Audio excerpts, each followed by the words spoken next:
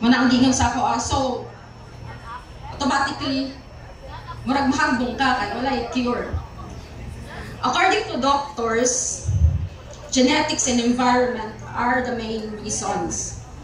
Pero for me, a lot of things can trigger the flare-ups.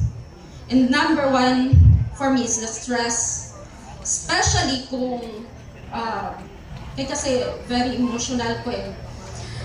Kanang people around me, kung maka-upset. Therefore, nakaginahimo, nag-mindset ko, pirmi na, dadma, just for my health sake, kay anytime na ako'y ma-feel pag something emotional distress ko, na siya'y started na siya nga mo gawas, hinay-hinay. So ako ang nag-a-adjust sa iya ha. Pero di jud maiwasan nato ma-upset sa mga tao sa atong palibot kay we cannot live alone eh. Maski yung saon.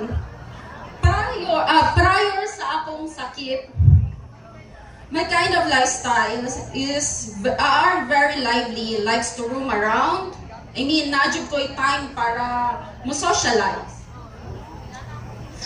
Naay confidence sa sarili, naay pangarap mo travel and work abroad. My dress styles are wearing sleeveless, shorts and skirts. I find comfort on those outfits.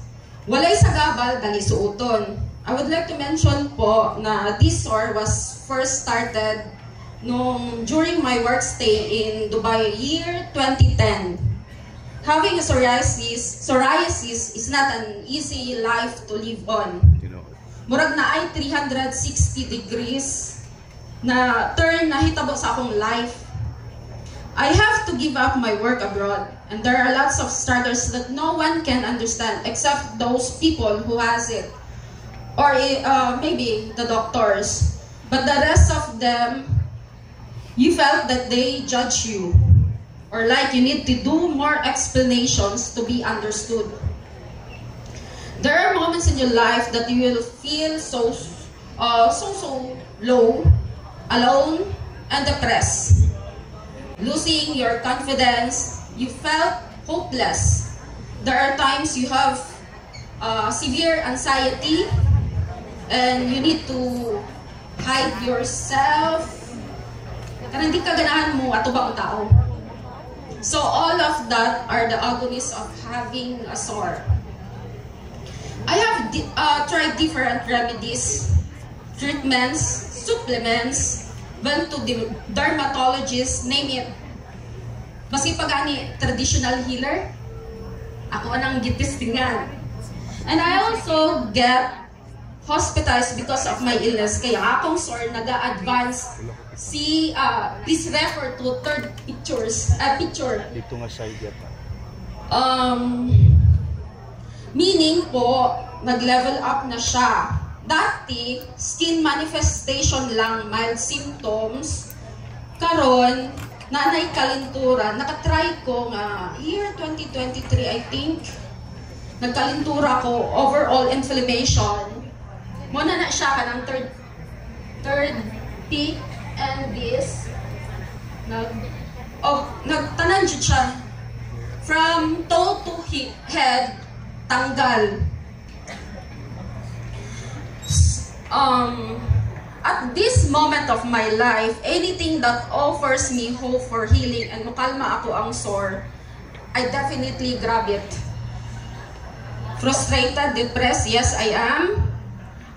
I will never say no if there are opportunities that gives me hope of healing. Fast forward, this year of 2025, around month of June, naila-ila na ako ang guard during an expansion of their office, now called Academy. All thanks to Chairman and Sir Carlo and the rest of the executives and employees during negotiation of the space na notice nila, sige kong suot og coat, jackets, even my face, covered siya og red patches. Makita ninyo? As in totally red, and nag-peel off siya So si chairman, without further explanations and insisting, ana siya sa ako ano siya, ma'am, itry ni among 2 bottles. 2 sa buntag, 2 sa udto, 2 sa gabi. In my part, why not? Basin di ay. And lagi kay dili pa ta kaayo seryoso, dili pa karang siyempre kung na-i-offer sa imo, dili raman jud dayon-dayon. It took me 2 days para mag-start og take. Kaya sige man, magkita man min chairman dito sa may ari, mag-aral siya sa ako, agreement siya. Oy ma'am, nag-take na ka? Usay batago ko mayon ko. Pero maingon ko, yes sir. Pero wala pa god, naaptan pa. Sorry sir ha. After 2 days pa. Then after taking it for 3 days, nag-start na ako kay medyo naiga na po ko kaulaw. Then after taking it for 3 days, a total of 18 capsules. Na-notice na ako na something inside sa ako ang body na iburag na relax, ni kalma. Makabalo magod ko kay your body, your own body, ikaw lang po na makasabot.